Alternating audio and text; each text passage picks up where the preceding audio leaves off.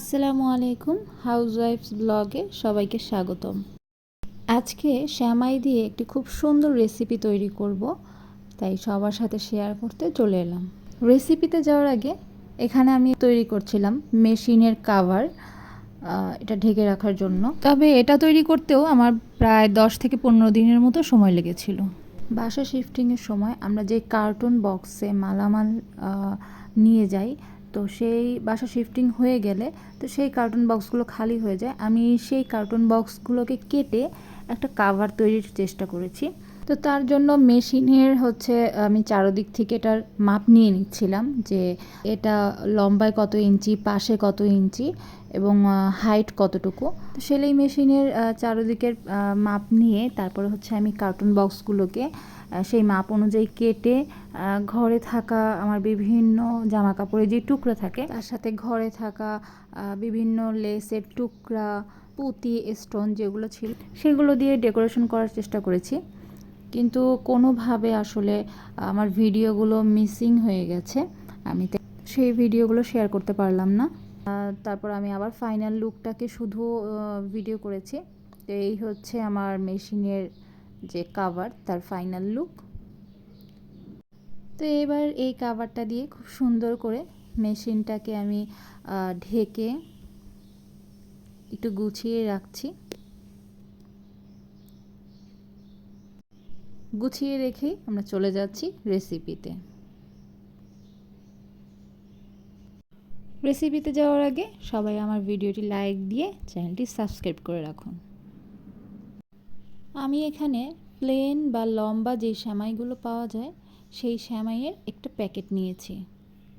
দেখতেই পাচ্ছেন আমি প্যাকেটটা না কেটে প্যাকেটের ভিতরেই সেমাইগুলোকে খুব ভালো করে একদম ভেঙে গুঁড়ো গুঁড়ো করে নিচ্ছি।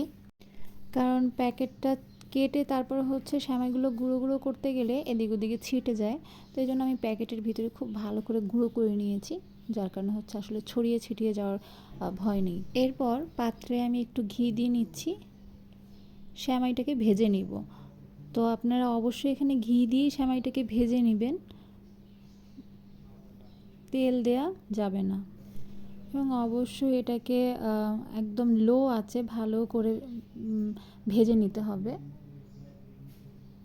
আমি সম্পূর্ণ সেমাইটাকে ঘিটার সাথে খুব ভালো করে মেখে টেখে ভেজে নিচ্ছি।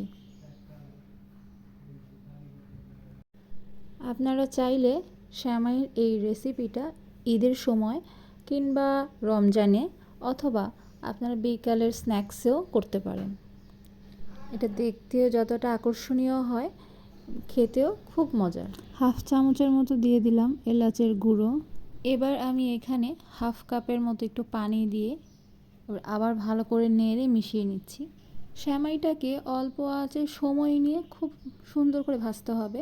আপনি যদি এটাকে জাল বাড়িয়ে দিয়ে ভাজেন তাহলে সেমাইটা পুড়ে যাওয়ার সম্ভাবনা থাকবে, আর পুড়ে গেলে খেতে একদমই স্বাদ লাগবে না। এরপর দিয়ে দিলাম কনডেন্স মিল্ক 3 চামচের মতো। এটা আমার ঘরে তৈরি কনডেন্স মিল্ক। এবার এটাকেও খুব ভালো করে আলতো আলতো করে সেমাইটার সাথে মিশিয়ে নিতে হবে। এখানে কনডেন্স মিল্ক দেওয়ার কারণ এটা একটু আঠালো আঠালো ভাব হবে, তাই। এবার একটি মোল্ড নিয়েছি। সেমাইটা গরম থাকতে থাকতেই এটাকে এই মোল্ডের ভিতরে খুব সুন্দর করে সেট করে নিতে হবে। যেহেতু গরম সেমাইটা, তাই একটু সমস্যা হয়, কিন্তু চেষ্টা করতে হবে একটু গরম থাকতে থাকতেই সেমাইটাকে সেট করে নিতে, তাহলে খুব সুন্দরভাবে এটা শেপ দেওয়া যাবে। এইভাবে সবগুলোকে আমি সেট করে নিয়ে ফ্রিজের নর্মাল চেম্বারে রেখে দিব কিছুক্ষণের জন্য। এইটা সেট হতে হতে আমি এইদিকে আবার বসে গেলাম আমার জামা কাপড় কাটাকাটি নিয়ে। এখানে 4 গজের মতো আমি গজ কাপড় নিয়েছি স্কার্ট তৈরির জন্য। এটা রাউন্ড যে স্কার্টগুলো, সেই স্কার্ট বানাবো। এই জন্য এটাকে প্রথমে একদম 3 ভাঁজ করে কর্নার থেকে আমি এটাকে রাউন্ড করে শেপ দিয়ে নিচ্ছি।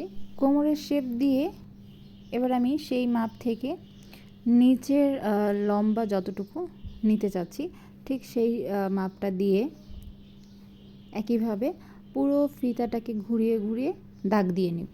এবার মাপ অনুযায়ী উপরে কোমরের দিক থেকেও কেটে নিচ্ছি আর নিচের দিকটাও কেটে নিব।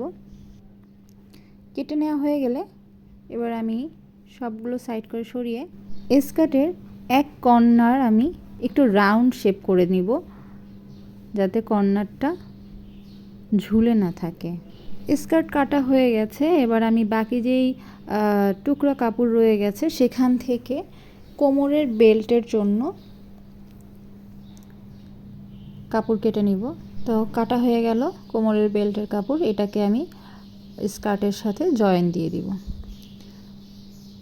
তো চলুন এবার দেখে নেওয়া যাক এতক্ষণে আমাদের শ্যামাইয়ের বাস্কেটগুলো ঠিক কতটা শক্ত হয়েছে। আমি বাস্কেটগুলোকে খুব সাবধানে তুলে নিচ্ছি। দেখুন খুব জমাট বেঁধে সুন্দর বাস্কেটের আকৃতি হয়ে গেছে, দেখতে খুব সুন্দর লাগছে, তাই না? তো আমি একদম সাজিয়ে ডেকোরেশন করেই পরিবেশন করছি। এবার এর ভিতরের ফিলিংয়ের জন্য আমি দুধটাকে খুব ভালো করে ঘন করে জাস্ট কনডেন্স মিল্ক এবং চিনি দিয়ে এটাকে খুব ভালো করে ঘন করে নিয়েছি। তো মিল্কের এই ফিলিংটা বাস্কেটের ভিতরে অল্প অল্প করে দিয়ে দেওয়ার পরে হচ্ছে আমি উপরে কিছু বাদাম কুচি দিয়ে সাজিয়ে দিচ্ছি। তো ব্যাস তৈরি হয়ে গেল আমার শ্যামাইয়ের মালাই বাস্কেট। দেখতে কেমন লাগছে সবাই কমেন্ট করে জানাবেন। আর এটা খেতেও খুব মজা হয়েছে। যারা এখনও আমার চ্যানেলটি সাবস্ক্রাইব করেননি তারা প্লিজ চ্যানেলটি সাবস্ক্রাইব করে দিয়ে বেল বাটনটি অন করে আমার ভিডিওগুলো দেখতে থাকুন। আল্লাহ হাফেজ।